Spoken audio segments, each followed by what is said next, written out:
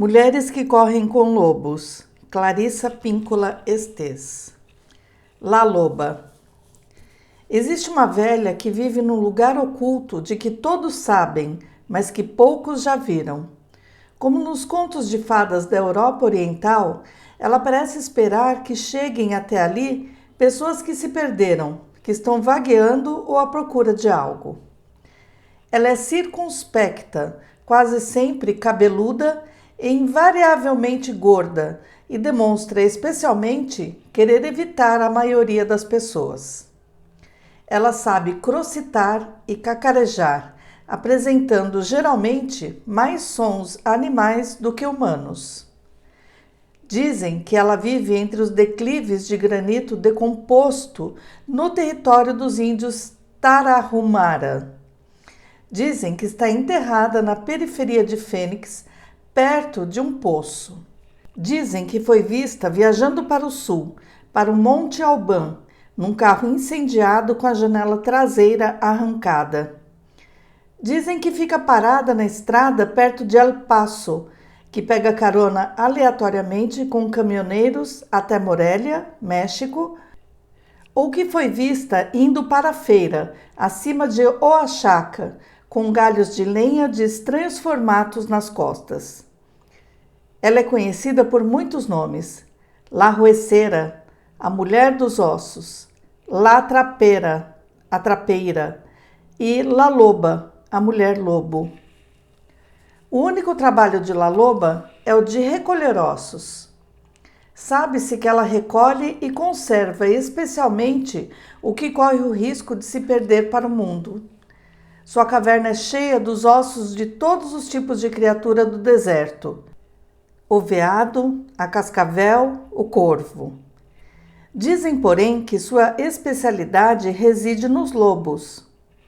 Ela se arrasta sorrateira e esquadrinha as montanhas e os arroios, leitos secos de rios à procura de ossos de lobos, e quando consegue reunir um esqueleto inteiro, quando o último osso está no lugar e a bela escultura branca da criatura está disposta à sua frente, ela senta junto ao fogo e pensa na canção que irá cantar. Quando se decide, ela se levanta e aproxima-se da criatura, ergue seus braços sobre o esqueleto e começa a cantar. É aí que os ossos das costelas e das pernas do lobo começam a se forrar de carne e que a criatura começa a se cobrir de pelos. La Loba canta um pouco mais e uma proporção maior da criatura ganha vida. Seu rabo forma uma curva para cima, forte e desgrenhado. La Loba canta mais e a criatura lobo começa a respirar. E La Loba ainda canta, com tanta intensidade que o chão do deserto estremece, e enquanto canta, o lobo abre os olhos, dá um salto e sai correndo pelo desfiladeiro. Em algum ponto da corrida, quer pela velocidade, por atravessar um rio respingando água, quer pela incidência de um raio de sol ou de luar sobre seu flanco, o lobo de repente é transformado numa mulher que ri e corre livre na direção do horizonte. Por isso, diz-se que se você estiver perambulando pelo deserto, por volta do pôr do sol, e quem sabe esteja um pouco perdido, cansado, sem dúvida você tem sorte, porque La Loba pode simpatizar com você e lhe ensinar algo, algo da alma. Fim. Todos nós começamos como um feixe de ossos perdido em algum ponto num deserto, um esqueleto desmantelado que jaz debaixo da areia. É nossa responsabilidade recuperar suas partes. Trata-se de um processo laborioso que é mais bem executado quando as sombras estão exatamente numa certa posição, porque exige muita atenção. La Loba indica o que devemos procurar: a indestrutível força da vida, os ossos. Esse coentro milagro, um conto de mistério, La Loba nos mostra o que pode dar certo para a alma. É um conto de ressurreição acerca do vínculo do mundo subterrâneo com a mulher selvagem. Ele promete que, se cantarmos a canção, poderemos conclamar os restos psíquicos do espírito da mulher selvagem e trazê-la de volta à forma vital com o nosso canto. Na história, La Loba canta sobre os ossos que reuniu. Cantar significa usar a voz da alma. Significa sussurrar a verdade do poder e da necessidade de cada um. Soprar alma sobre aquilo que está doente ou precisando de restauração. Isso se realiza por meio de um mergulho no ponto mais profundo do amor e do sentimento, até que nosso desejo de vínculo com o self selvagem transborde e, em seguida, com a expressão da nossa alma a partir desse estado de espírito. Isso é cantar sobre os ossos. Não podemos cometer o erro de tentar extrair esse imenso sentimento de amor de algum ser amado, pois essa função feminina de descobrir e cantar o hino da criação é um trabalho solitário, um trabalho realizado no deserto da psique. Consideremos a própria La Loba. O símbolo da velha é uma das personificações arquetípicas mais disseminadas no mundo. Outros são os da grande mãe e pai, da criança divina, do trickster, do feiticeiro ou feiticeira, da virgem e do jovem, da guerreira heroína e do bobo ou boba. Mesmo assim, La Loba é muito diferente na sua essência e nos seus efeitos, pois ela é a raiz principal de todo um sistema instintivo. No sudoeste dos Estados Unidos, ela é também conhecida como a velha, la que sabe, aquela que sabe. Ouvi falar pela primeira vez de la que sabe quando morava nas montanhas Sangre de Cristo, no Novo México, sob a proteção do Pico Lobo. Uma velha bruxa de ranchos me disse que La que Sabe sabia de tudo sobre as mulheres, que La que Sabe havia criado as mulheres a partir de uma ruga na sola do seu pé divino. É por isso que as mulheres são criaturas cheias de sabedoria. Elas são feitas essencialmente da pele da sola do pé, que tudo sente. Essa ideia de que a pele do pé tem maior sensibilidade me soou verdadeira, pois uma índia aculturada da tribo Quixé uma vez me disse que só havia calçado seu primeiro par de sapatos aos 20 anos de idade e que ainda não estava acostumada a caminhar com os olhos vendados, com vendas nos pés. Essa mulher selvagem, La Loba, que vive no deserto, foi chamada por muitos nomes e atravessa todas as nações pelos séculos afora. Seguem-se alguns dos seus antigos nomes. A Mãe dos Dias é a deusa mãe criadora de todos os seres e de todas as coisas, incluindo-se o céu e a terra. Mãe Nix exerce seu domínio sobre tudo o que for da lama e das trevas. Durga controla os céus, os ventos e os pensamentos dos seres humanos, dos quais se espalha toda a realidade. Coatlic dá vida ao universo incipiente, que é maroto e difícil de controlar, mas, como uma mãe loba, ela morde a orelha do filhote para contê-lo. Hécata, a velha vidente que conhece seu povo e traz em si o cheiro de humus e o sopro divino. E muitas, muitas outras.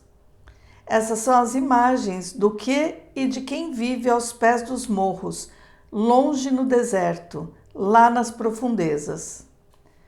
No mito, e seja pelo nome que for, La Loba conhece o passado pessoal e o passado remoto, pois ela vem sobrevivendo pelas gerações afora e é mais velha do que o tempo. Ela é a memória arquivada das intenções femininas. Ela preserva a tradição feminina. Seus bigodes pressentem o futuro. Ela tem o olho opaco e sagaz da velha. ela viaja simultaneamente para frente e para trás no tempo, equilibrando um lado com a dança que realiza com o outro. La Loba, a velha. Aquela que sabe, está dentro de nós. Ela viceja na mais profunda alma psique das mulheres, a antiga e vital mulher selvagem.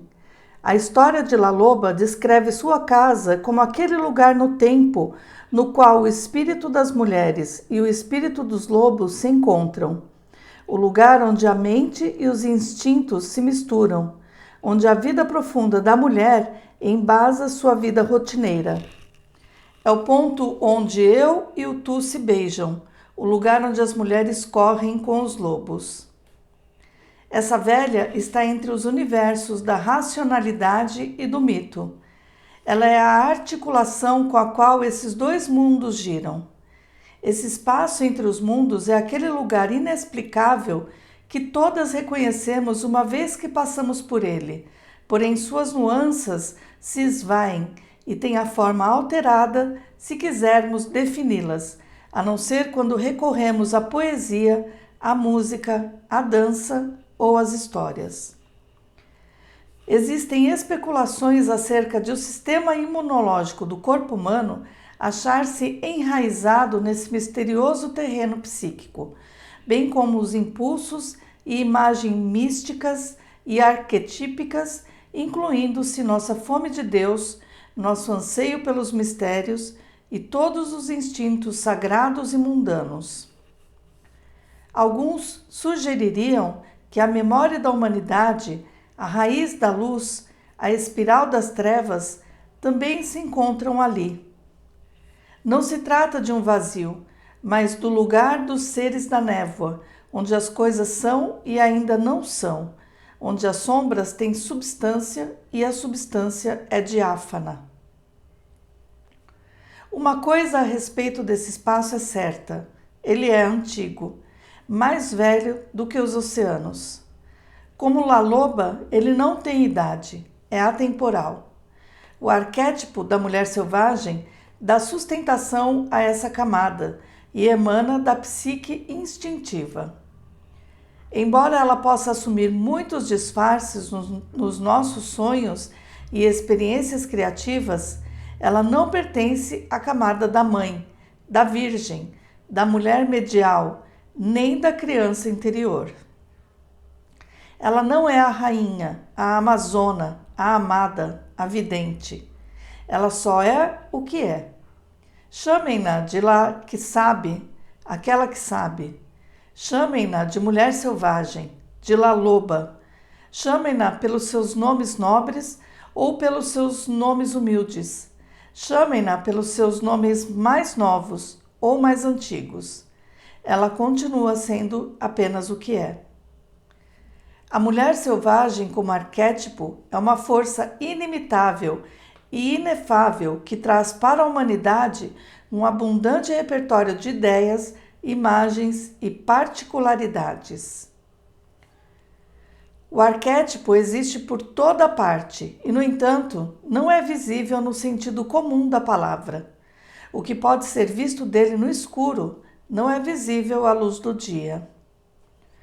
Encontramos comprovações residuais dos arquétipos nas imagens e símbolos presentes nas histórias, na literatura, na poesia, na pintura e na religião. Seu brilho, sua voz e seu perfume parecem ter a intenção de fazer com que nos alcemos da contemplação de nossos próprios rabos para viagens maiores em companhia das estrelas. No espaço de La Loba, como diz o poeta Tony Moffett, o corpo físico é um animal luminoso e o seu sistema imunológico parece ser fortalecido ou debilitado pelo pensamento consciente. No lugar de La Loba, os espíritos manifestam-se como personagens e a voz mitológica da psique profunda fala como poeta e oráculo. Tudo o que tiver valor psíquico, mesmo depois de morto, pode ser ressuscitado. Da mesma forma, o material básico de todas as histórias existentes no mundo até hoje teve início com a experiência de alguém aqui nesse explicável terreno psíquico e com a tentativa de relatar o que lhe ocorreu ali.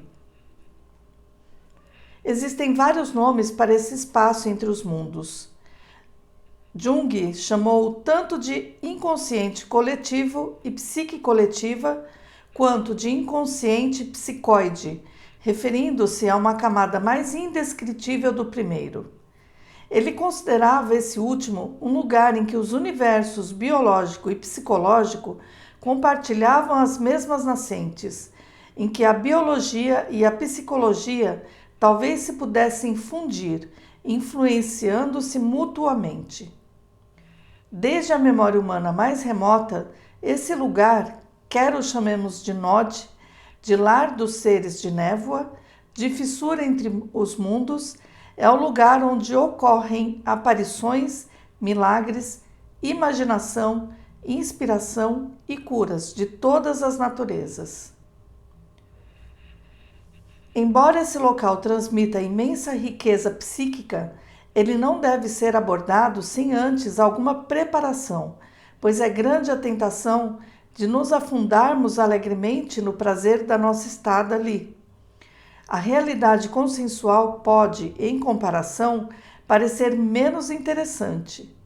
Nesse sentido, essas camadas mais profundas da psique podem se transformar numa armadilha de êxtase, da qual as pessoas voltam sem equilíbrio, com ideias duvidosas e pressentimentos impalpáveis.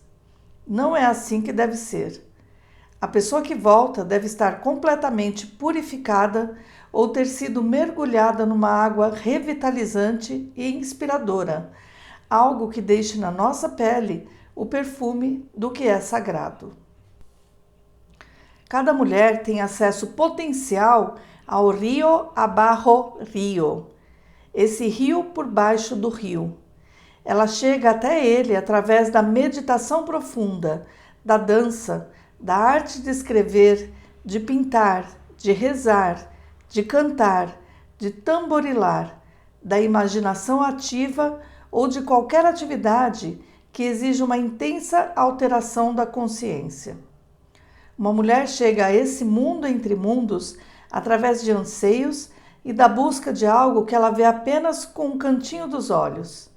Ela chega lá com artes profundamente criativas, através da solidão intencional e da prática de qualquer uma das artes. E mesmo com essas práticas bem executadas, grande parte do que ocorre nesse mundo inefável permanece para sempre um mistério para nós, por desrespeitar as leis físicas e racionais como as conhecemos. O cuidado com que se deve penetrar nesse estado psíquico está registrado numa história curta, porém eloquente, acerca de 4 rabinos que ansiavam por ver a sagrada roda de Ezequiel.